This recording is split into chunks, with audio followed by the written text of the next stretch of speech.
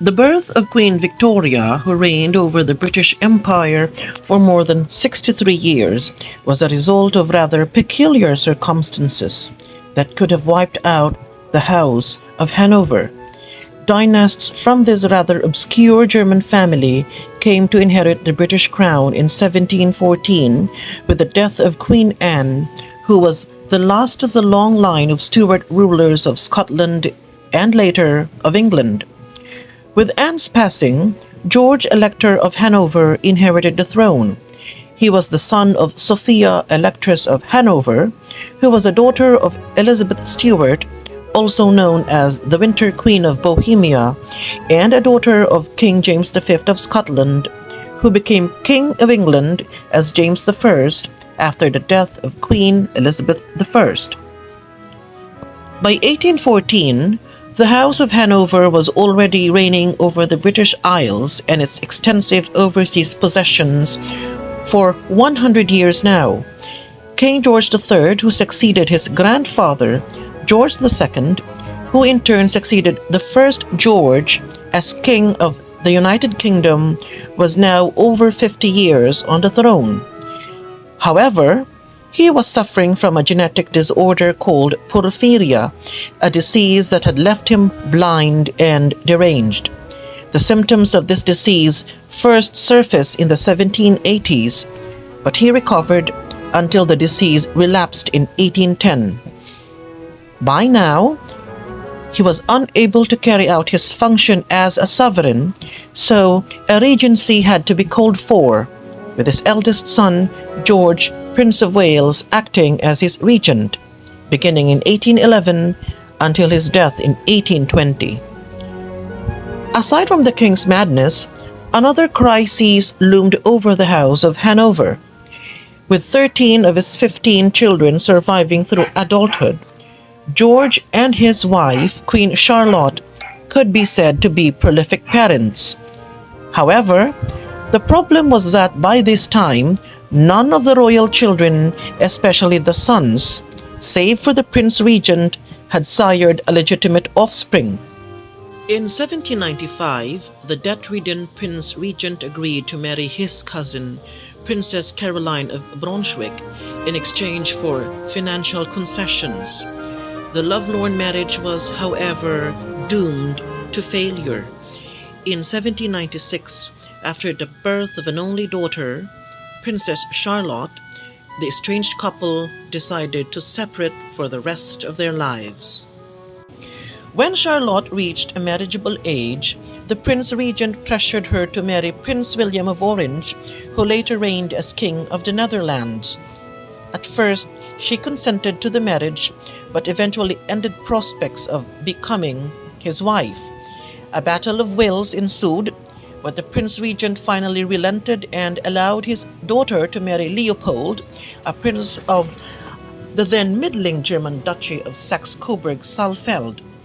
Through Leopold's machinations, his family would later rise to prominence and eventually populate every known European throne.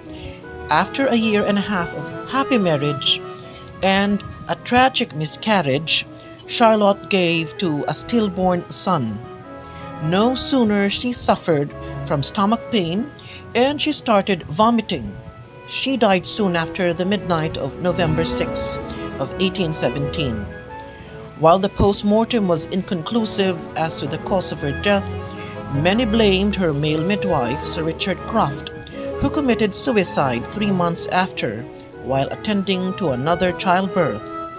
Charlotte's death devastated the nation, but what was worse was it pulled the trigger for the succession crisis of the House of Hanover. There was no chance for the Prince Regent to father another heir because he and Caroline abhorred each other. Divorce and remarriage was a big no-no, so the Prince Regent could only look to his brothers for a legitimate heir. The Prince Regent's younger brother, Frederick, Duke of York and Albany, was childless and also estranged from his wife, Princess Frederica of Prussia. The third son, William, Duke of Clarence, who had kept a mistress, The actress Dorothy Jordan fathered 10 children, but all illegitimate and were thus barred from inheriting the crown. The fourth son, Edward Augustus, Duke of Kent, was living with his longtime mistress, Madame de Saint Laurent, although no child was born from this union. The fifth son, Ernest Augustus, Duke of Cumberland, was already married to his first cousin, Frederica of Mecklenburg-Strelitz, but they were still childless and would not have one until 1819. The sixth, Augustus Frederick, Duke of Sussex, had secretly married Lady Augusta Murray in 1793. The marriage resulted to 2 children, but the union was annulled the following year since it violated the Royal Marriages Act of 1772. The seventh son, Adolphus, Duke of Cambridge, was also unmarried at the time. No sooner after the death of Princess Charlotte, the Dukes of Clarence, Kent, and Cambridge decided to look for suitable brides. Debt-ridden like the Prince Regent, getting a desirable wife would also mean a chance for the princess to appeal for an increase in their parliamentary allowance. The Duke of Kent finally found a suitable bride in the person of Princess Victoria, daughter of Francis Frederick, the reigning Duke of Saxe-Coburg-Saalfeld, and the younger sister of Prince Leopold. The bride had been married before to Emmet Charles, the reigning Prince of Leiningen-Daxburg-Hardenberg. He died in 1814 and left him with 2 children, Charles, who succeeded to his father's title, and Theodora. Victoria eventually met the Duke in Amorbach, where she was living. With the encouragement of Prince Leopold, the Duke agreed to take on the widowed princess as his wife. They were married in 1818 and an only child was born on May 24, 1819.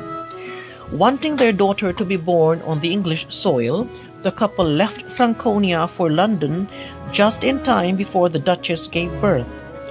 The newborn royal baby was named Alexandrina Victoria, names which have never been used before among royal babies. It was a product of a conflict between the Duke of Kent and the Prince Regent, who refused to give a royal name like Augusta or Charlotte to the baby. Sadly, Edward Augustus did not live long after the infant princess was born. He succumbed to pneumonia and died on January 23, 1820. 6 days earlier, King George III passed away. The Prince Regent finally succeeded as king, and he took the name George IV. His reign would only last for more or less 10 years. In 1827, the childless Duke of York died, and so in 1830, the Duke of Clarence succeeded as King William IV, whose 2 daughters did not survive through infancy. By now, nothing stood between the throne and Edward's daughter. When William IV died in 1837, the delicate, sheltered 18-year-old Alexandrina Victoria succeeded as queen of an already super-powerful United Kingdom.